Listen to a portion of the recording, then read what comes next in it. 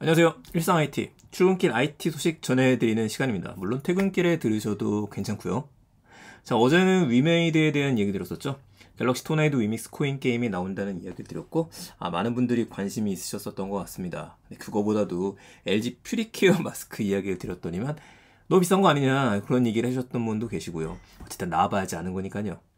자, 이번 주 소식 그리고 오늘 소식은요, 바로 이야기 드릴 소식 야놀자 이야기부터 드리려고 합니다.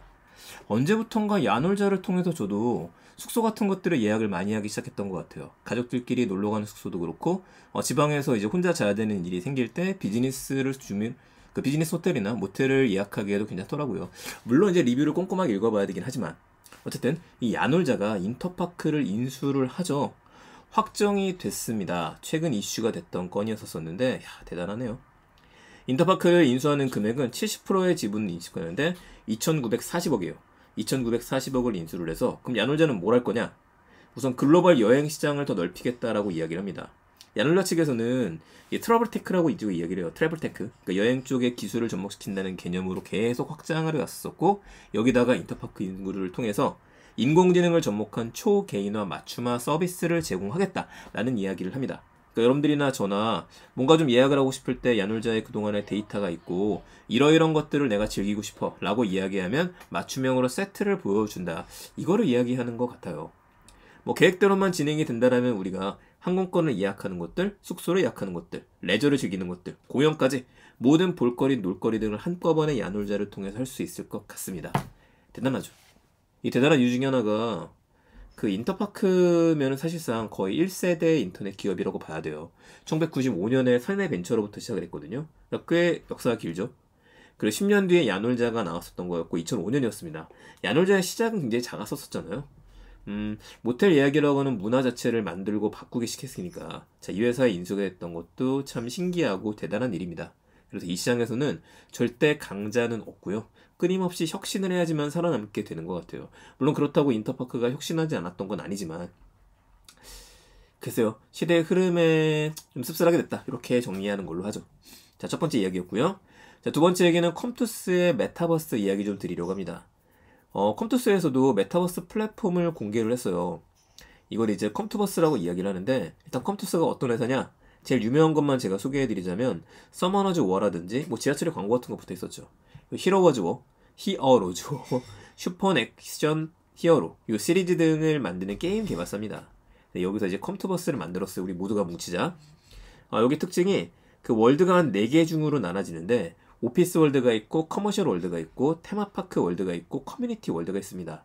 그래서 오피스 월드에서는 업무를 보고 커머셜 월드에서는 물건을 파는 곳이잖아요. 금융이라든지 교육이라든지 뭐 유통이라든지 이런 것들이 들어가게 되어져 있고요. 커뮤니티 월드에서는 친구들이랑 친목 도모할 수 있도록 혹은 게임을 즐긴다라든지 공연 서비스 등 이런 것들로 나누어집니다. 2022년 하반기부터 2,500명 정도의 그룹사 전원을 입주시키겠다고 이야기를 하고 있어요. 그 다음에 더 늘리겠다. 보도록 하죠. 유튜브를 통해서 보시는 분들은 계속 같이 보시면 좋을 것 같고 혹시 오디오 클립을 통해서 보시는 분들이라고 한다면 컴투버스로 검색하면 사이트를 볼 겁니다. 이제 발표된 지 얼마 안 돼서 그런지 컴투버스 지금 698명입니다. 구독자 698명. 일단 저희 구독 한번 하고요. 구독 들어갔다. 699명이 됐고요. 동영상이 2개가 올라와 있습니다. 10시간 전에 올라온 걸로 되어져 있는 어제죠. 프로토타입 시연 영상부터 봐볼게요. 소리 좀 끄고. 자, 시연 영상 보게 되면은 찍고 들어가고 난 다음에 이런 식의 지금 메타버스다. 실제 플레이로 구성한 영상이라고 하잖아요. 자, 오른쪽 밑에 보게 되니까 지금 남자분의 얼굴이 같이 보이는 걸 보게 되면은 잠깐만요. 지금 우리 스쳐 지나갔던 거에서 확인을 잠깐 해보죠. 자, 이 부분이었습니다. 뭐였었냐면은 다시 볼게요.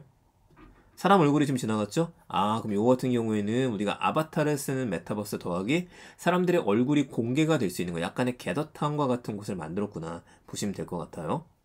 엘리베이터 타고 올라가는 것들, 몇 층으로 갈 건지 나왔고 중간중간에 사람들 얼굴 계속 나와 있죠? 회의하는 모습을 보여줬던 것 같고요. 이건 코인인가? 출근 보상. 무슨 건데? 출근 보상이 들어갔고요. 여기 안에서 또 이제 메모가 나오기 시작하고서 업무를 할 수 있도록 회의부터 시작해서 관련된 것들 보여줍니다. 잠깐 회의 좀 하자라고 해서 한쪽에서 만난 것 같아요. 어색합니다. 어색하죠 뭐. 또 얼굴 표정을 보게 되면은 이 두 명의 얼굴을 봤었을 때 상당히 비슷하게 좀 만든 것 같아요. 네, 이주원님이라고 하시는데 이렇게 하면은 회의 공간에서 다른 사람의 모습도 볼 수 있고 겟어타운보다는 확실히 좀 진화된 걸 보여주죠. 이 안에서 이제 파워포인트 같은 거 띄울 수 있다는 걸 보여주네요. 넘어가서 대표님, 수성님이구나. 수성님 발표 같은 것도 볼 수 있고 진짜 게임상의 공간을 만들었네요. 자리에 일어나는 거 어색하지 않게 역시 게임을 개발했던 곳인 것만큼 이런 것들 다 잘 되게 만들었습니다. 아바타 기능도 좀 많은 것 같고요. 넘어가서 하나 더 영상이 올라온 걸 봐보죠. 이건 오버뷰라고 이야기를 합니다. 조금 더 빠르게 핵심을 보여주는 거라고 봐야 될 것 같고요. 여기서는 일생활 놀이를 아우른다라고 이야기를 해요. 밑에 댓글 좀 봐볼까요? 체득이 되지 않는다는 얘기도 있고 크게 응원합니다도 있고 대박 치겠네 라는 것도 있습니다. 이건 이제 아까랑 봤던 모습이 좀 다른 게 약간 좀 컨셉에 더 가깝잖아요. 네, 이렇게 만들겠다라고 하는 의미죠.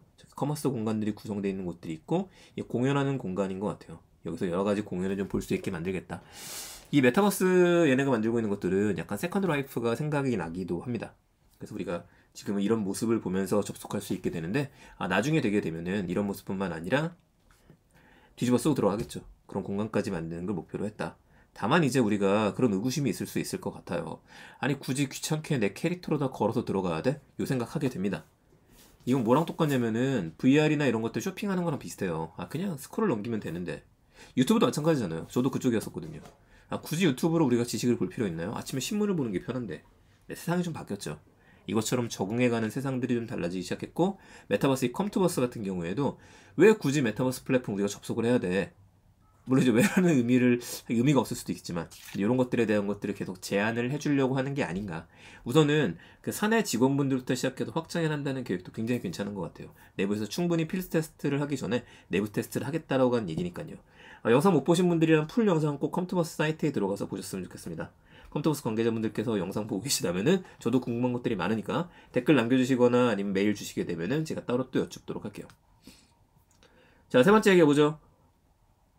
세 번째는 간단한 소식 준비했습니다. 중국 기업들이 저마다 폴더블 폰을 지금 공개를 하고 있어요. 오포가 그랬었고 화웨이도 만들었었죠. 근데 이번에는 중국의 아너입니다. 자, 아너에서 매직 V라는 이름의 폴더블 폰을 1월달 초에 공개할 예정이 있어요.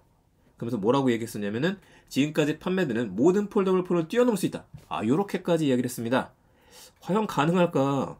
여러 생각이 들긴 합니다만 일단 모양을 보게 되면 V 잘 만들었습니다. 이제는 흔하죠 이건. 근데 가장 큰 장점은 내세우는 게 외부 디스플레이 크기예요. 삼성복 같은 경우에는 바깥 부분이 맨 밑에 한 줄 정도만 디스플레이가 들어가져 있잖아요. 잘 만들었는데 매직 V는 큽니다. 메인 디스플레이가 8인치고요. 펼치게 되면 거의 8인치짜리 아이패드 사이즈가 되는 거고 8인치? 진짜 큰데? 커버 디스플레이 같은 게 6.5인치입니다. 중국의 BOE 패널을 적용한 걸로 알려져 있어요. 자, 이제 문제는 금액인데 이 V가 플립이 아니네요. 플립이 아니라 세로형으로 하니까 갤럭시 Z 폴더 생각하시면 될 것 같습니다. 이렇게 펼쳐지는 거. 그리고 이 문제는 이제 금액이에요. 얼마에 나올지 아직 정해지지 않았고 화웨이 같은 경우에도 P50 포켓에는 공식 수리비가 81만원 가까이 나오는 걸로 알려졌어요. 신제품 167만원이니까 81만원이면 정말 비싸게 된 거죠. 어떤 회사든지 간에 폴더블 폰은 만들 수 있지만 이제는 경험의 차이 그리고 가격의 차이가 점점 심해지지 않을까 그 생각 한번 해보게 됩니다. 네, IT에 대한 이야기들 오늘 소식은 여기서 마치도록 하겠습니다. 저는 내일 또 더 재밌는 이야기들 가지고 찾아뵙겠습니다. 혹시 더 궁금하신 내용들 있으시면 댓글 달려주시고요. 주변에 많은 분들한테 방송 소개 부탁드리겠습니다. 감사합니다. 내일 뵙겠습니다. 일상 IT였습니다.